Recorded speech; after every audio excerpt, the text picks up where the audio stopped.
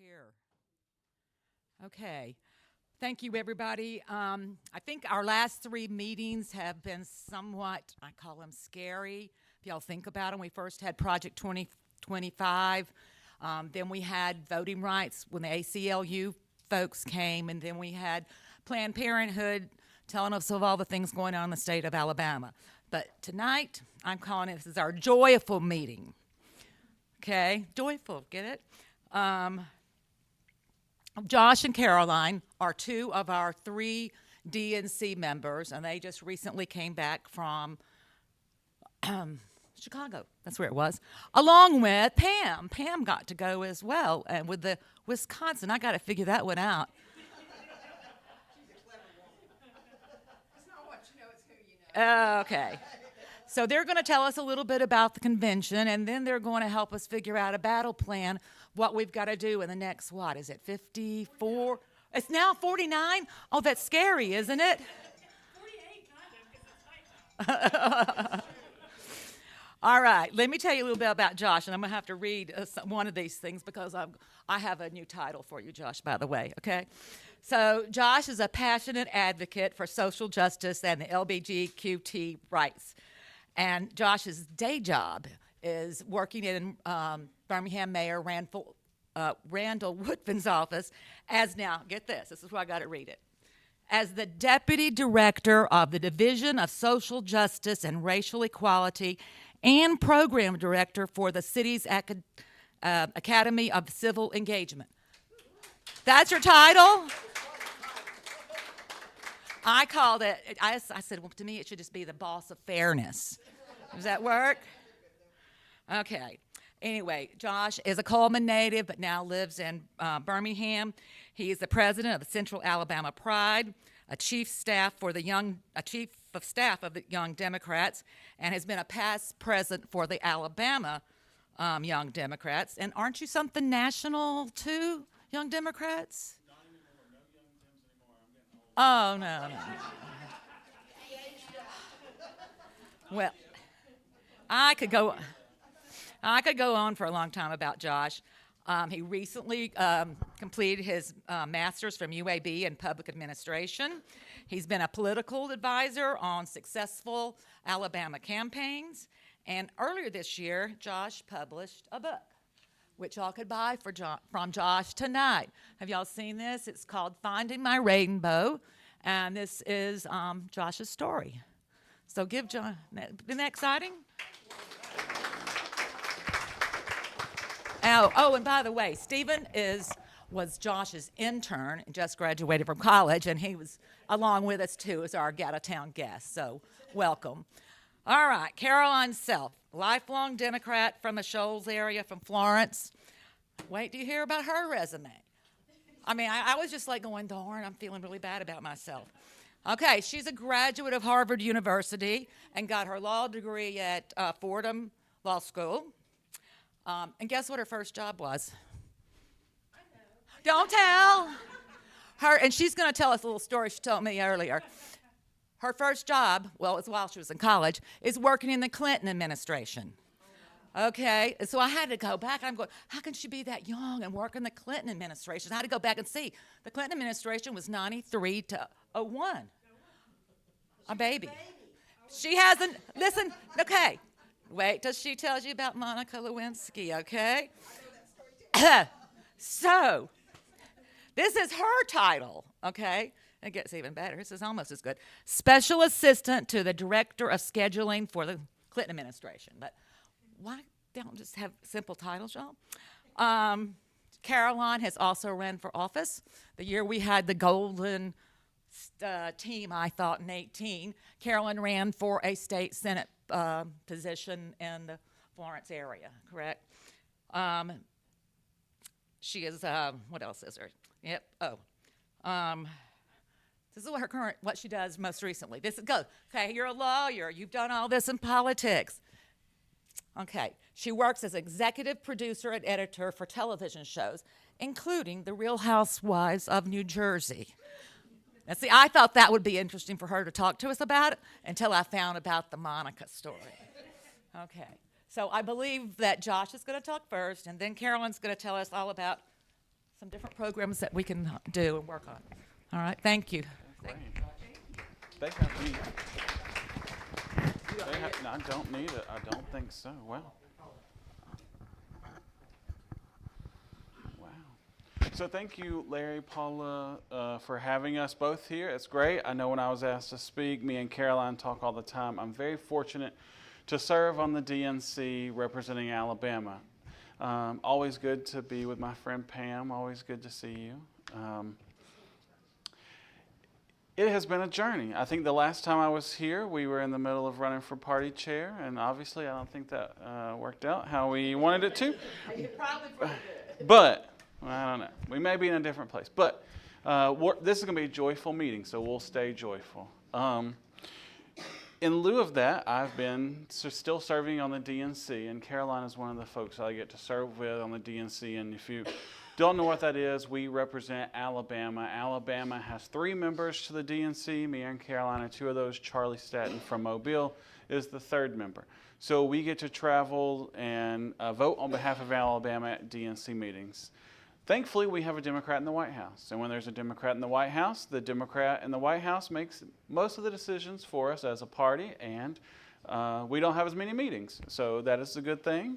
We don't have to travel as much, unfortunately, but we have a Democratic president, so that is where we're at, and hopefully we have one for the next 8 years.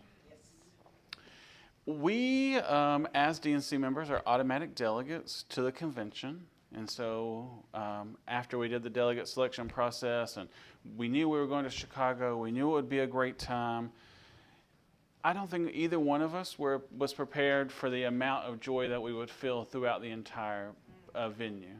It was split up really into 2 venues, one at the McCormick Place where they had the trainings and the caucus meetings and a merch store and a whole vendor alley. And the other one was the arena, where the United Center, where the actual convention was held. There was always stuff to do every day, every hotel with different delegations. You would run into, we were at Starbucks and I ran into Governor Beshear in line behind me ordering his Starbucks. And I was like, wait, that's the governor. And so we took a lot of photos with people. And if you follow me on social media, you got to see them. If you don't, feel free to follow me. It was just really cool opportunities. You never knew who you were going to run into, the conversations we were able to have, the connections we were able to make, and hearing the work that people are doing across the country. And I just want to tell you that you all here are doing that work. I'm like blown away at how organized you are. And you may think that you're this little blue space in this sea of red county and area, and you may get discouraged. But I want to tell you that some of the larger counties, I'm from Birmingham, I know what's happening there. I serve on their executive board. Me and Caroline both, by virtue of being DNC members, serve on the state party executive board. But when we go out and travel the county, you all are one of the most organized parties that I've seen. And you have your stuff together. The fact that you have yard signs for sale, you have an office opening, you are doing postcards, you are making phone calls, you are engaging people, you're doing events. If we could get all the county parties to do half of what you're doing, we may be in a better space. I know that comes from a lack of leadership at the state level. We're going to get there. And these rural counties like you all need resources and support. And that is one thing that me and Caroline have tried to do throughout our time as DNC members. But back to the convention. So the really exciting part, I'm a huge Hillary Clinton fan. She spoke on Monday night. That's the only time I cried the entire time of the convention. I thought I did really good. I thought it would happen a little bit more, but it didn't. That was it for me. I was in a little different role. Congresswoman Terry Sewell was our delegation chair, and she chose me to be her delegation whip, which meant, since she was also the president of the Black Caucus Foundation, we'll be busy. I got to do a lot of her stuff for her. So I was a little busy wrangling all of our delegates. We brought 58 delegates to the convention, so we had 58 people to keep up with and make sure they were where they were supposed to be when. So that was a joyful time as well. The most joyful time was the after party after the last day. We got to rest. Except me and Caroline, we had a DNC morning the next morning at 9 a.m. So everyone else slept in, we got up and went to work. which was great. It was a recap of the convention. And the overall recap that was shared with us is that there's joy. The donations that were coming in across the country from everyone, I mean, every state, almost every county across the country, there was donations going into the Harris Victory Fund, which is going to fuel the campaign. The speakers that were there, people were down to earth. We had celebrities coming to sit with us. I don't know their names, but they were people knew them.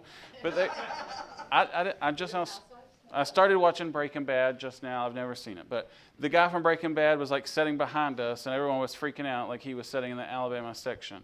And then it was almost like seat fillers for us. Like celebrities were like up in a suite, but they wanted to be closer to the floor, so they would come sit with us and hang out. And one of our delegates, Jamie Lowe, who is the party chair in Lee County, lived his best life. Like they took him, he went partying with everybody, the folks from Young Sheldon, all kind of stuff. So you could, anywhere you turn, there was a celebrity. I told Caroline and I told everybody, maybe next time I don't even have to be a delegate. If I can just get invited to some of the parties and some of the events.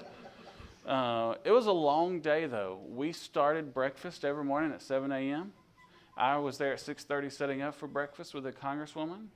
And I can't brag enough about Terry Sewell. She is not only fighting for us in her district, which I have we redistricted. I'm across the street now. I'm in Gary Palmer's district. But she fights for everybody, not just her district, everybody across Alabama, and is a great representative. The amount of work she did there, especially for the delegates, to ensure that everyone was fed, everyone had a good time. She made these cool T-shirts. We had swag, and that's all thanks to her. But it was long days. We started at 7 a.m. with breakfast. We had a breakfast program for 2 hours. We went straight into caucus meetings and trainings, and then we went straight from there. You had to take a bus over to the United Center for the convention. It would gavel in, but you had to be in your seat. You had to be ready because people were grabbing seats. I had to get folks removed from our seats so our delegates could have a seat when they got there. We had a lot of elected officials, state reps, state senators, mayors who were part of our delegation, and they were on the media circuit. People wanted to talk to them. People wanted to know what was happening in Alabama. People wanted to know what was on the ground. The cool part for me was I was walking some of our state senators back through the media room where they could do their interviews.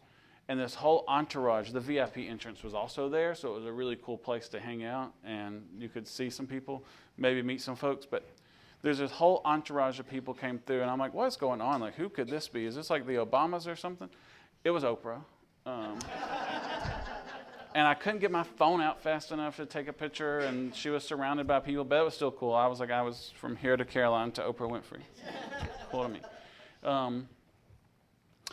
But just the energy and the excitement of everyone, all the delegates, when the balloons dropped on the final night, like I was recording balloons dropping like a crazy person, and people, just the excitement, the joy. And in that moment, I knew that we were going to be okay.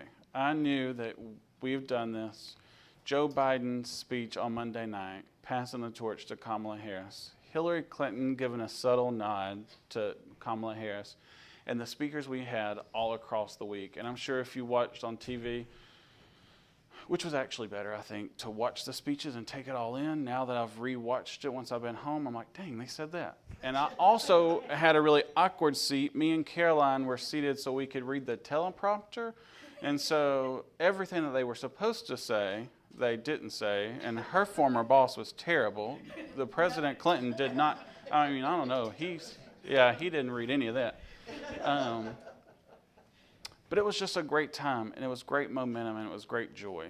And I left there knowing that if we do what we know that we need to do, that we'll be successful. Are we going to turn Alabama purple this time? No. Next time, maybe. We have great candidates in some places. We have Shamari Figures that is going to, the fate of the House of Representatives may rely on District 2 in Alabama, and we're going to deliver the victory in District 2 thanks to you all. I didn't know you were writing postcards.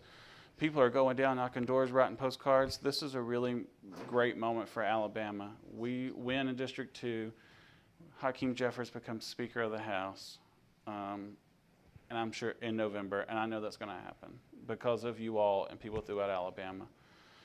If we continue that, we'll go on and we'll win elections. We'll be successful. There's about 12 districts, state house districts, that we've seen the data for throughout Alabama that we can flip to Democrat with a little work.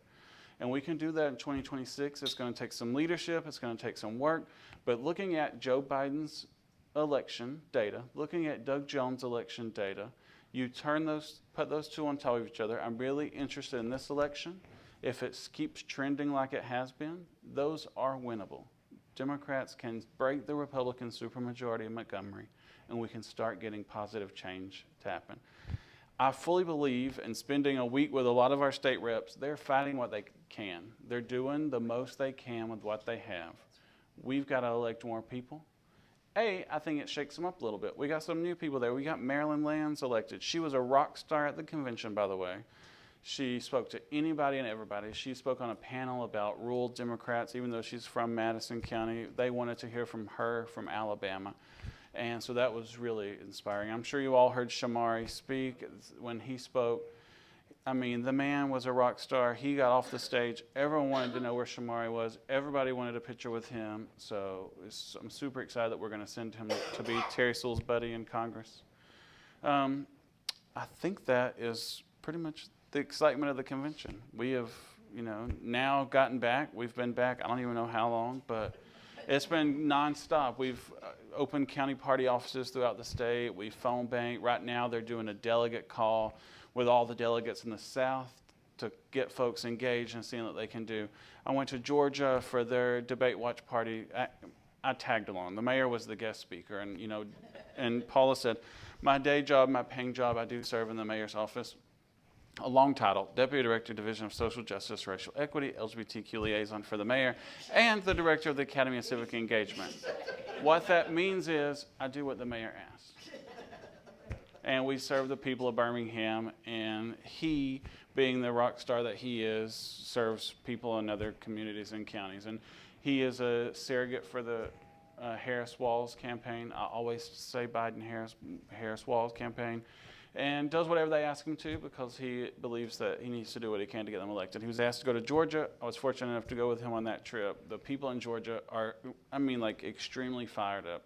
We're going to win Georgia. It was evident by there.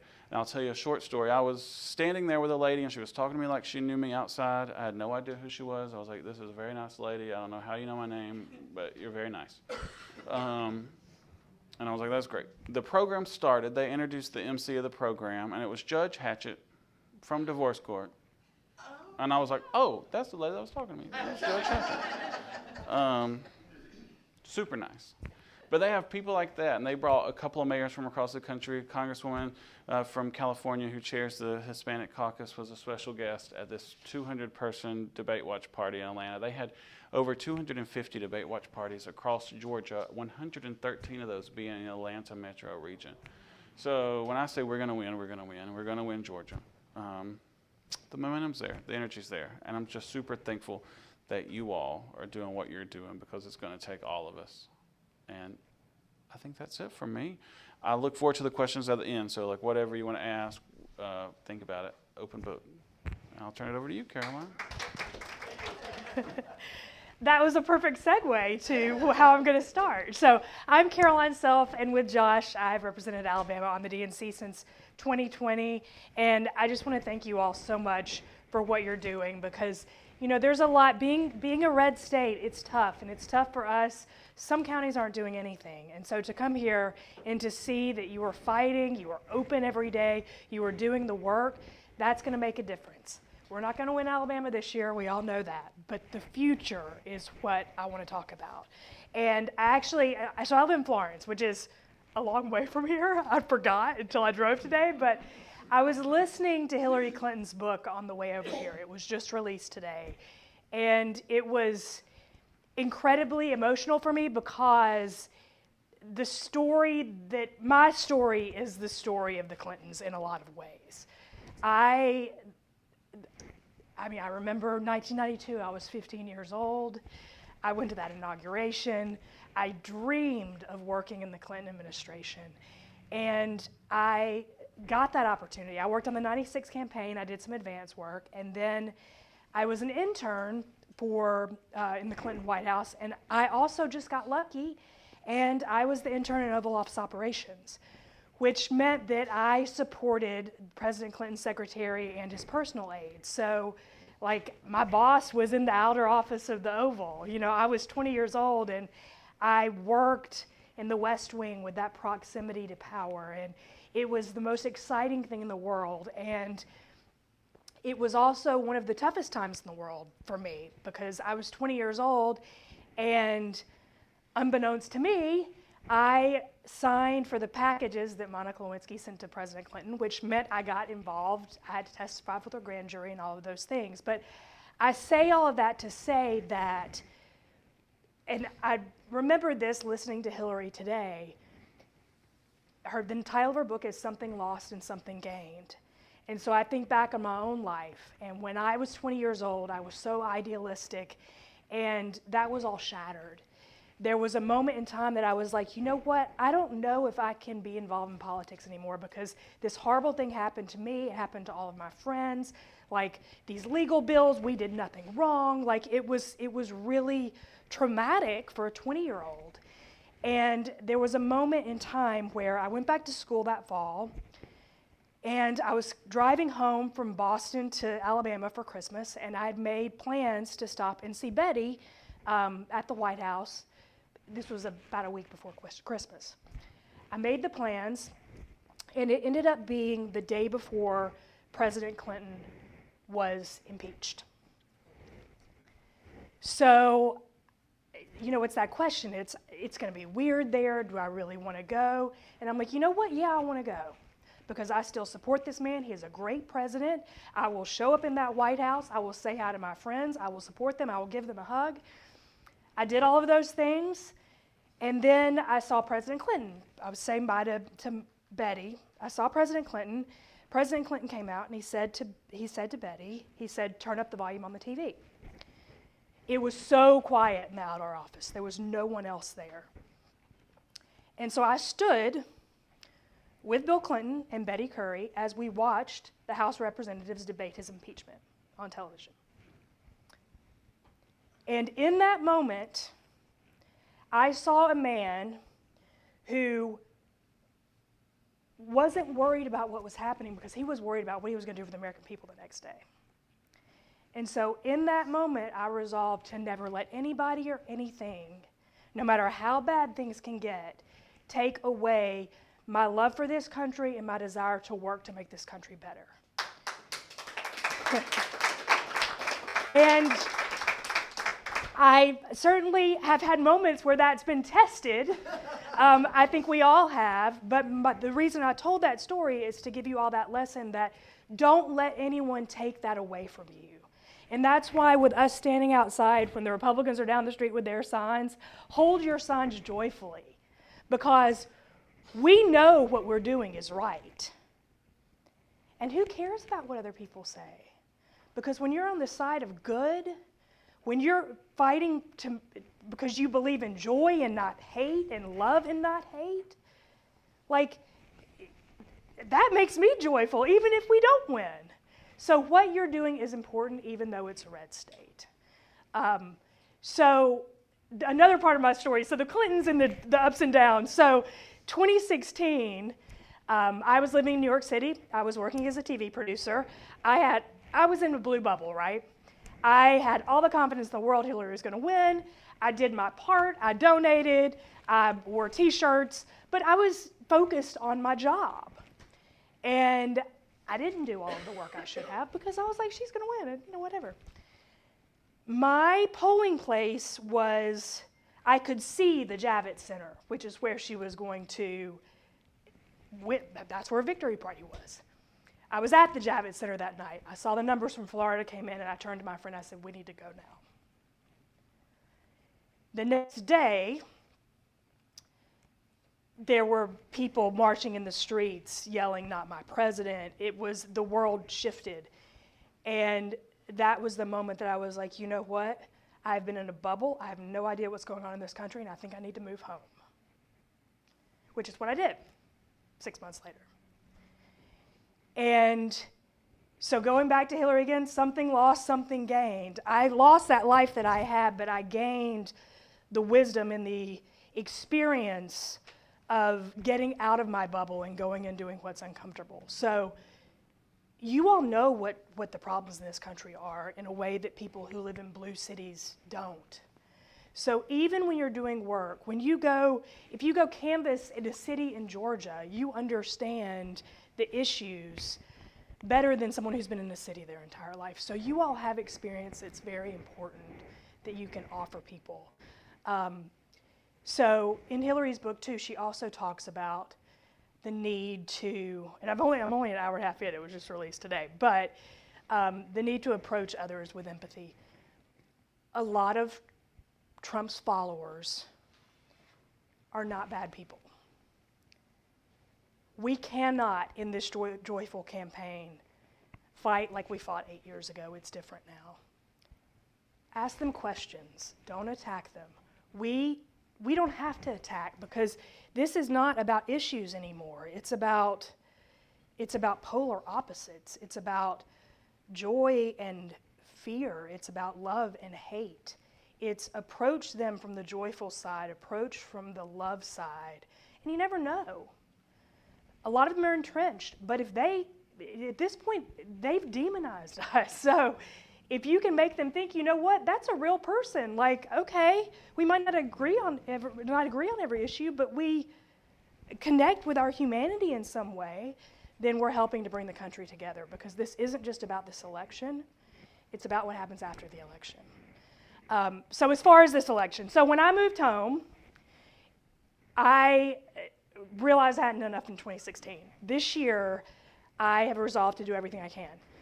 That means I am not working right now. I am working full-time for the campaign as a volunteer, which means what I'm about to talk about. There's some ways that you all can help that I don't think you're doing yet, but are super easy, and I'm going to try to walk you through some of them.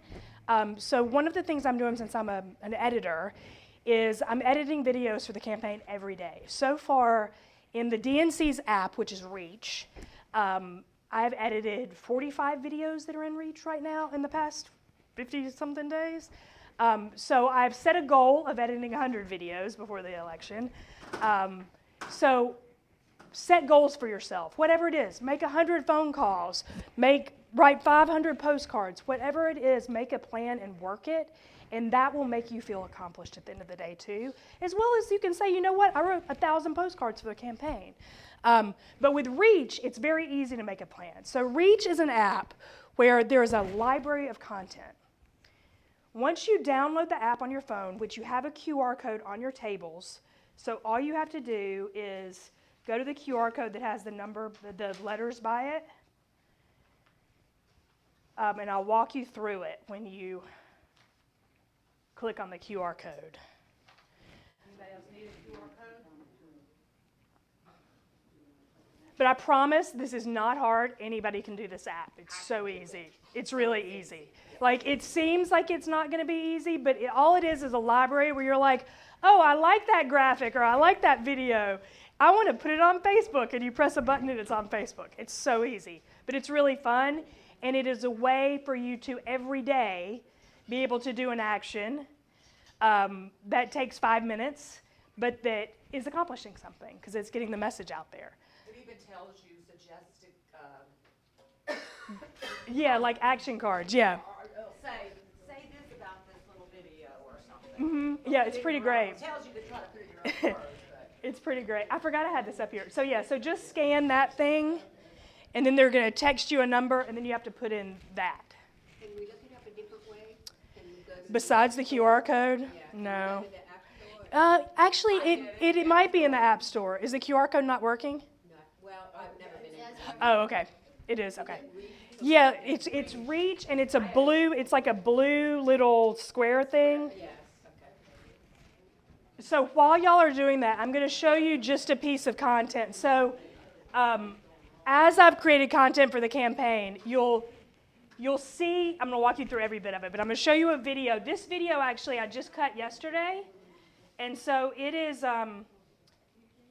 just up on Reach today. So I know you couldn't really hear that. But that's an example. They're like 30-second, minute videos, and you pick them out, you share them, there's so much stuff, like the volunteer content brigade, which I'm a part of. We've produced 1,500 pieces of content over the past 50 days. So there's a lot of stuff.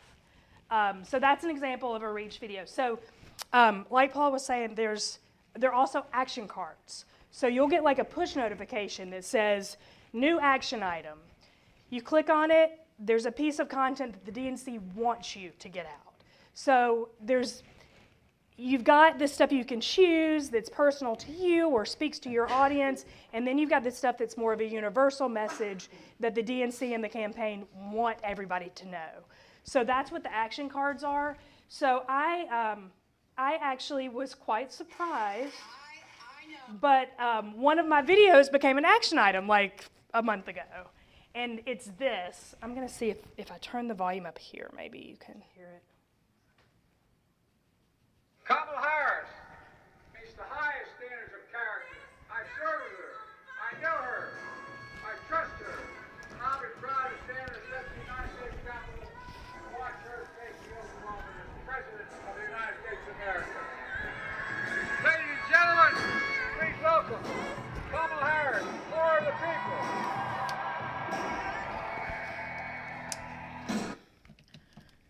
Okay, so everybody could hear it that time. So that's just an example. So this is my one that was an action item on Reach. I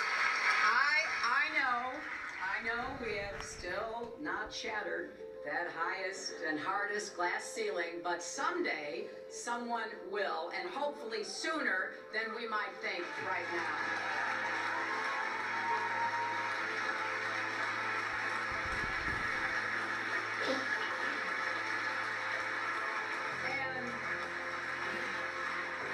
And to all the little girls who are watching this, never doubt that you are valuable and powerful and deserving of every chance and opportunity in the world to pursue and achieve your own dreams.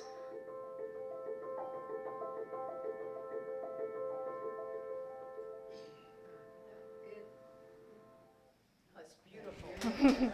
Thank you. So the way it works is you'll get the notification and you'll go into the app, and some of you are already probably on the app now. This is so easy. I really hope y'all all do this because it'll make me feel like my work's getting out into the world too, which will make me feel good.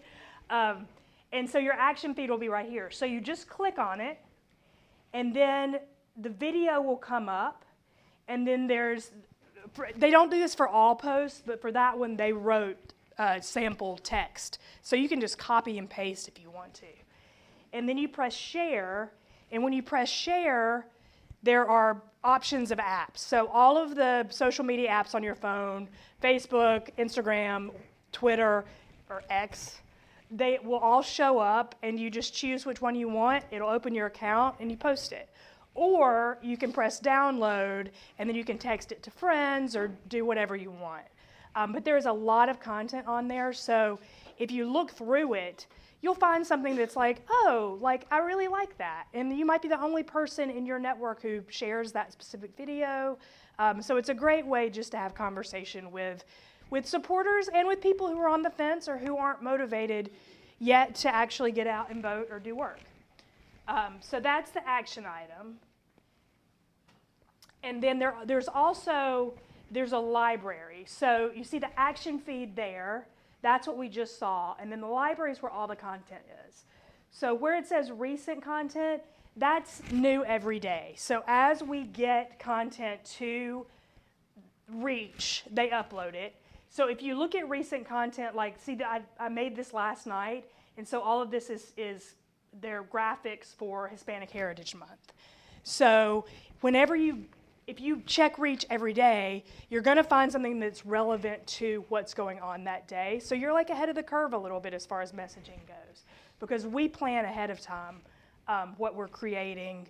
Like today was National Voter Registration Day. We created content several days ago that was going to be ready today for that. So that's like where recent content is. So you see that video we saw at the beginning is on there. But there's lots of stuff. So you just kind of scroll through and find what you like and post it. There's also, so because I'm creating as a volunteer and I'm not like paid staff, I wanted to direct you to the content made by volunteers, because there's lots of good stuff, and there are lots of, TV editors, producers, designers. There's a lot of really, talented people who are giving time after work or whatever and creating content for Reach. So I do encourage you to look in the content made by volunteers, although our stuff goes in recent as well. So that is kind of that. And then these are just kind of some guidelines for how to be effective with using Reach. Do post regularly, but not too much. I know there's a lot of good content in Reach. If you like 50 things, download them, but don't post them all at once. Nobody will see it. But do post regularly. And this is something that I've struggled with, and I'd love to talk about this more with the questions, is engage with people who engage with good intentions. It's what I was talking about as far as empathy. If somebody, isn't calling names, but just doesn't understand, ask them questions. It's the best way to get people thinking about what they believe and why they believe it, and see what they say. If they start to get really adversarial, give up. I've gone through this cycle hiding the people that make horrible comments, which I never would have used to do, but now I do. But it's really up to you. Just don't fight with them. It does no good. You're not going to change their mind that way. And that's along with do not focus on the trolls.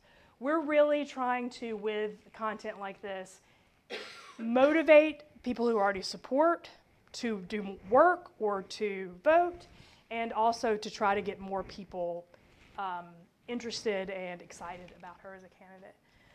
And then the last thing, encourage people to, as Michelle Obama said, do something.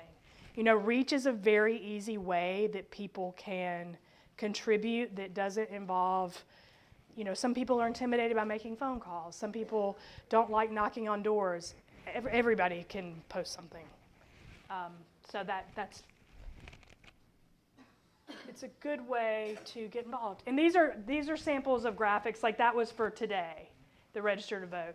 So these are all by volunteers, and they're very good. So all of that stuff is in Reach for you. So along with creating 100 videos for Reach, my other goal, and this speaks to the other thing you have on the table, is I have committed to raising money for the campaign. And my goal is not a dollar goal. My goal is a donor goal, because to me, a $5 contribution matters just as much as a $5,000 contribution. And the campaign feels the same way, because, Elon Musk can give however much money he's giving to Donald Trump, but we are a people-powered campaign, and that is going to beat the billionaires. So my ask to all of you, and I hate asking for money, but I am trying to get 100 donors to the campaign. The link on that QR code is my fundraiser link. So please, I encourage you, if you have given, thank you. Please give again. If you haven't given, now is the time. Thank you, Pam. And we also have some buttons. So if you donate to the Harris Walls Victory Fund by that QR code, Josh will give you something. Well, there's only 8, but these are really huge. And it actually comes with a little picture frame stand, so it can be a nice little, yeah.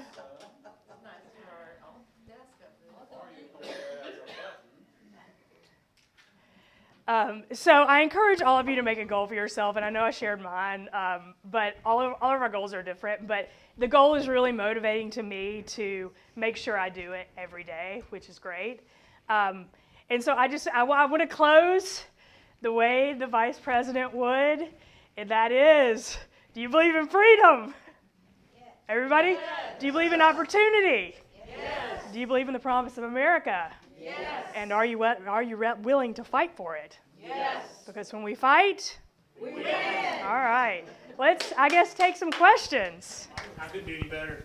Thank you. Anyone else can do any better either. Thank you. I know you're raising money for Kamala. Yes.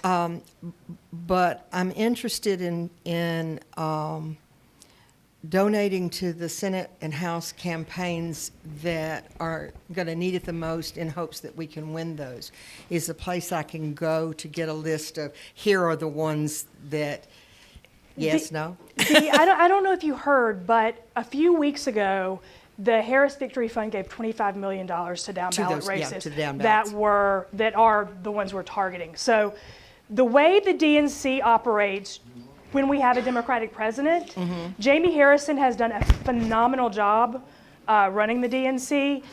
The DNC and the Harris Victory Fund are all the same thing. Okay. So the Harris Victory Fund also funds the DNC, which then funds down ballot races as well. So there's really a theory of we fight, it's one team, one fight. Okay. So if you donate to the Victory Fund, Kamala Harris is not going to be an effective president unless we win the House and the Senate. Exactly. So it's as important to them that we win the House and the Senate. And personally, I trust them to make the decision about where the money can be used best. You know, it's up to all of us. You know, you can certainly contribute to people's individual campaigns, but they know the map better than we do. It's kind of my feeling. Yeah, and I have two people that I would, if you want to send money directly to two other campaigns, Shamari Figures, Yeah. and Sherry Brown, Ohio. Yes. Yes. Yeah. Okay. Yeah. I have one more ask. Don Davis. I was just going to say, where you were talking about opening offices around the state, and where is that funding coming from? And where does the money that we donate out here go? I mean, I know we send it to the national campaign, but does any of that ever come back to Alabama? Because Who are you donating? if we donate If you donate to the Harris to Victory the Fund? Harris campaign or to any of the, because for years I have donated to the DNC. But from what I can tell, they don't give us a damn penny. So where They is do. that money coming They from? do. Triple C is giving So Larry, have we got any money from the DNC this year? you all would not. That's what I'm saying. out in Where the- does this money The go? state does. So out in the local counties like this is you all and us, because I'm in Jefferson County, we don't get any money either, but we are the people on the ground doing the work. We should receive the funding, right? The DNC invests in every state party. Since Jamie Harrison has been chair of the DNC, they've given money to every state party monthly. During this election year, the state party is getting over $20,000 a month from the DNC that the state party can do what they want to with it. Obviously, it should be for getting Democrats elected up and down the ballot. And the state party has a joint fundraiser with the Harris Victory Fund. That is additional dollars that the state party is receiving. That should be going, in my opinion, to local county parties to infuse capital and resources here. We should be getting those resources throughout the entire state at counties like this, even like Jefferson County. Unfortunately, I don't think that's happened. Some other counties may be receiving the blessing of it. I've not seen it. That's why it's so important for the work we do locally, because we know that, unfortunately, we're the ones going to have to do the work and carry the burden. That's my question is, why are we donating it if we're not going to get any value from it? We're better to give to our local people. I mean, it doesn't make sense for me to, It is going to the state. What the state party is doing with it is the question mark that we don't have an answer to. If you, yeah, that's a whole different can of But I worms. get your point. I get your point, If you're 100%. making a choice of what, if you're like me, I can't afford to donate to everybody. I have to make a choice of who I donate to. I donate $25 a month to the Harris Victory Fund. I donate $20 a month to my boss's reelection campaign now. I need a job. But I get it. So if we want to focus on what we can put our money towards, does it make sense for us to give it to our local candidate who's running for X? Yes, absolutely. Excellent. But it also sends a statement that the Victory Fund is able to collect donations from even little old red Alabama, no matter how much it is. And so that's how I make peace with my little bit of a donation. I can't afford to do hundreds of dollars, thousands of dollars, but I do a little bit each month just so it's there, it's on the record. We got people from Alabama contributing, we got people that are energized, And I think more than anything, me and Caroline's been able to communicate some of this frustration to the DNC, just very transparent with you all. We know what's happening. We voice that frustration to the DNC. We have these conversations all the time. We share this. We share the great work. We share the yard signs that you have, I designed based off of the template from the campaign that approved the design. And we had our friend Gina put it together. I see, okay, I didn't design it. We put it together. She did all the work because she's wonderful. Like Caroline, they're creative genius. But through that, Susan McKinney and some other party chairs led up the effort to make sure Alabama had signs. And so we've shared that with them, like, hey, whatever you're doing, great. Whatever you're giving the state party, wonderful. But you need to know the people who are doing the work. And so, I haven't been following him very closely, but I think as an Alabamian, we certainly want him to win. And I did read, sound like Trump now, somewhere, I can't remember where now because I do read so much, that the Republican candidate for that district had a lot more money than he did.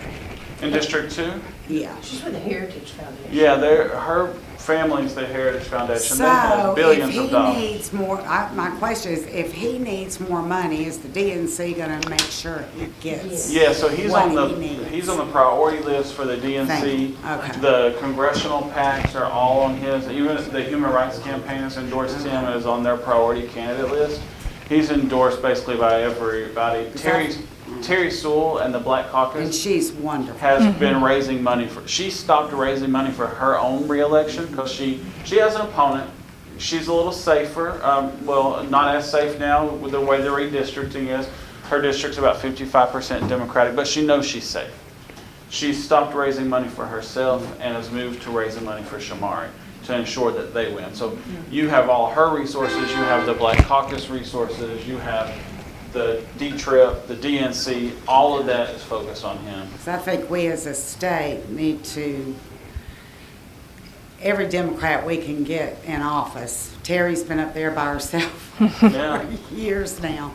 And we need to change that. So we'll start by electing Shamari Figures. Yes. And then we'll finish by the next district is District 5. We can win it. There's no reason we shouldn't be able to. We got to work. But District 5 Constable? Yeah. Yeah, Kel Strong is the congressman there.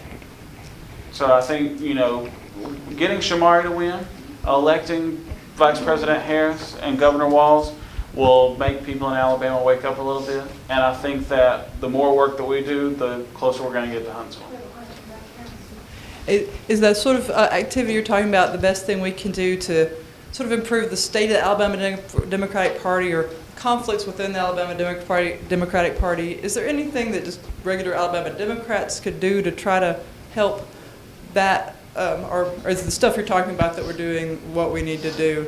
I mean, the conflict within the Democratic Party, it seems so, destructive, well, obviously. I mean, but so is there, I know that y'all are dealing with it, and other, we have local people trying to help too, who are on our executive committee. But for those of us who are not, is there anybody we could write, or it just how does anybody? How's that? What can we do? Yeah, so better. I would say let's get through this election. That is my whole frustration with everything with the state party. We're doing all this before elections. I would like for us to try to focus on winning in November and electing Democrats, and then we can move over a little bit to the fixing the party. The party needs fixing from the top up, bottom down. It needs some life into it. We're trying to do that. People that have been there, I don't think are terrible people.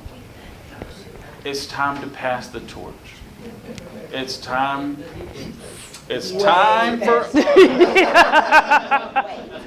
I was answering her question, what local Democrats can do that aren't engaged with the SDEC fight. Local Democrats got to get through the election before we need to waste energy on the fighting inside the party. Okay, here's my positive note.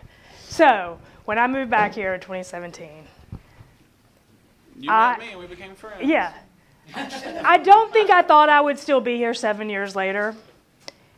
I'm here, and I'm still here because there are good people here who believe in this country and believe that our future can be better than the past. And I want to be in the trenches fighting with y'all. And so you all and the work you are doing in a very red area of this state is encouraging to me. And you know what, it's like I'm excited to go home and post pictures on social media where I have people who follow me from all over the country saying, look what we were doing with Trump people like doors away. Like, people are inspired by that, because it's easy to fight this fight if you're in a big city.